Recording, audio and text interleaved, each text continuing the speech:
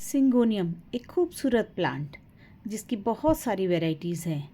कुछ simple leaf वाली, कुछ वेरीगेटेड लीव्स। सिंगोनियम की कुछ वैरायटीज़ बहुत इजी टू केयर होती हैं और कुछ इतनी डिफ़िकल्ट होती हैं जो समर और रेनी सीज़न में तो अच्छी चल जाती है, मगर विंटर्स में फ्रॉस्ट से इनको बचाना होता है। ये वाली देखिए, हर बार अच्छी ग्रोथ ले लेती है रेनी सीज़न में, लेकिन विंटर में बिल्कुल इसकी लीव्स ख़त्म हो जाती हैं।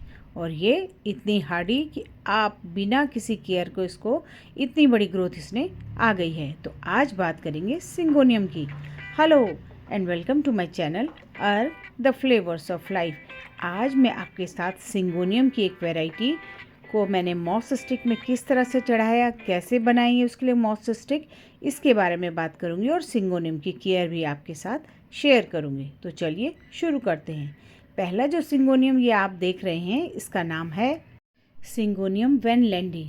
ये भी वाइन की शेप में हो जाता है अगर आप इसको एक सपोर्ट अगर आप प्रोवाइड करते हैं। इस पर मैंने देखिए सिंपल से स्टिक में एक जूट की रस्सी को ऐसे ही लगा दिया है और उसके साथ मैंने इसको बांध दिया है जिससे कि ये ऊपर की ओर जा सके।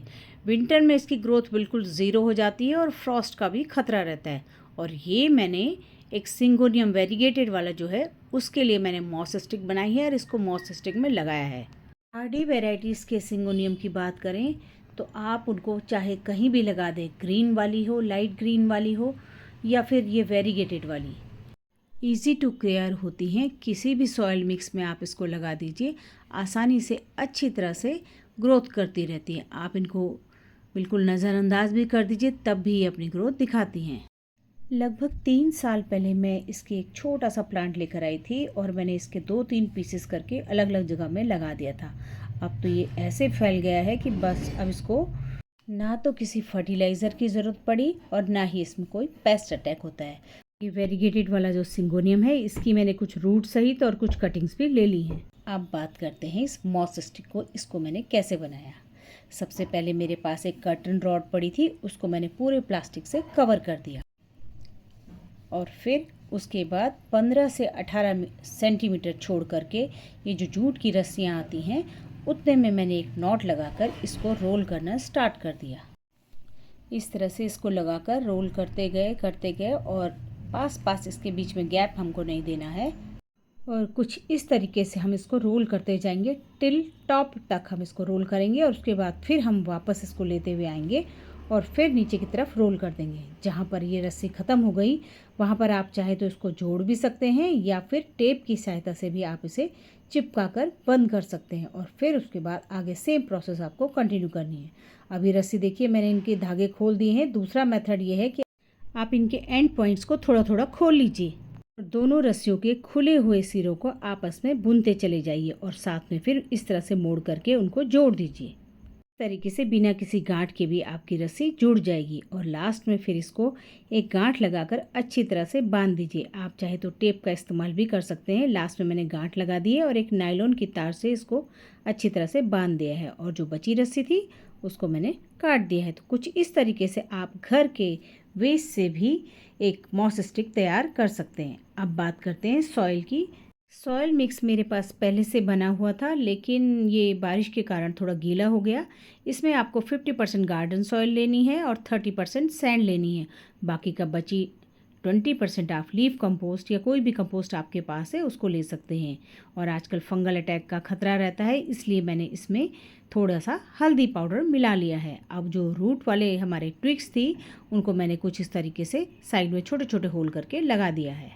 इस तरह से हम चारों तरफ रूट वाले भी और जो कटिंग मैंने ली है उनको भी चारों तरफ से हम इसके लगा के पॉट के पूरे सॉइल एरिया को कवर कर देंगे। जितनी ज़्यादा हम ट्विक्स लगाएंगे उतना ज़्यादा हमारा प्लांट कुछ टाइम बाद बुशी हो जाएगा। लगाने के बाद अगला काम होगा इसकी जितनी भी ये वाइन्स हैं इनको हमें अच्छी तरह से जो हमने मॉस स्टिक बनाई है उस पर हमें इसको लगाना है। इसको लगाने के लिए आप जूड़ा पिन का भी यूज़ कर सकते हैं या फिर कुछ इस तरीके से रोल करके आप इसे रस्सी से भी बांध सकते हैं। जिस तरह से आपको सुविधा हो वो आप कर सकते हैं। तो कुछ इस तरह से मैंने इनको रोल करके अच्छी तरह से बांध दिया है। अब बांधने के बाद इसमें बारी है इसमें वाटरिंग करने की। तो जितनी भी ट्विक्स थी एक तरफ से दूसरी तरफ से मैंने कुछ को एक क्लॉकवाइज और और कुछ को एंटी क्लॉकवाइज घुमा घुमा करके बांध दिया है। अभी भी मुझे कुछ स्पेस दिखाई दे रहा है, तो वहाँ पर मैंने कुछ ट्विक्स और लगा दी हैं। सनलाइट रिक्वायरमेंट की बात करें तो सिंगोनियम की अधिकांश वैरायटीज़ ब्राइट लाइट और इनडायरेक्ट लाइट पसंद करती हैं। आप कुछ टाइम के लिए इनको इंडोर भी रख सकते हैं, लेकिन वो कॉर्नर आपका इंडोर कॉर्नर ब्राइट लाइट वाला हो। इनडायरेक्ट ब्राइट लाइट में सिंगोनियम की ग्रोथ बहुत अच्छी होती है। मनी प्लांट की तरह इसमें भी हर नोड पोर्शन से रूट निकलती है, जिसके कारण इसका प्रोपगेशन ईजी हो जाता है और कुछ ही टाइम बाद जैसे मैंने इसको लगाया है तो इसकी जो रूट्स हैं निकलेंगी हर नोड पोर्शन से, इस पोल के अंदर पेनिट्रेट होती जाएंगी। इसको हमें मॉइस्ट रखना है ताकि उसको सपोर्ट भी मिल पाए और वो वहाँ से वाटर भी एब्जॉर्ब कर सके, और कुछ ही टाइम में ये बहुत अच्छी ग्रोथ ले लेगा।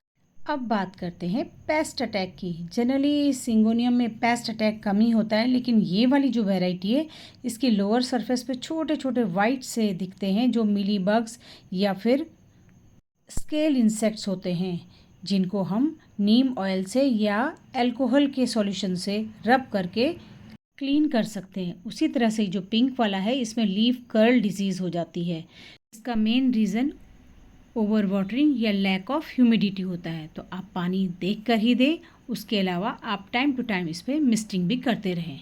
आपको सिंगोनियम की डेलिकेट वेराइटीज़ से डर लगता है कि हम खरीद कर लाएं और वो ख़राब हो जाएं, तो आप इस वेरीगेटेड वैरायटी को ट्राई कर सकते हैं, क्योंकि ये हार्डी है और इसमें अभी तक कोई भी पेस्ट अटैक मैंने लगते हुए नहीं देखा है और बहुत जल्दी ये ग्रोथ करता है। तो कुछ ही टाइम बाद ये अच्छी तरह से बुशी बन जाएगा। और मैंने अभी इसमें वाटरिंग भी नहीं की है क्योंकि सॉइल पूरी तरह से गीली है और मौसम ऐसा है कि कभी भी बारिश हो जा रही है, तो मैं जैसे ही बारिश होगी इसको बारिश में रख दूँगी। तो कुछ इस तरीके से सिंगोनियम को आप भी लगा सकते हैं और अपने गार्डन को और भी ज़्यादा खूबसूरत बना सकते हैं। Thanks for watching.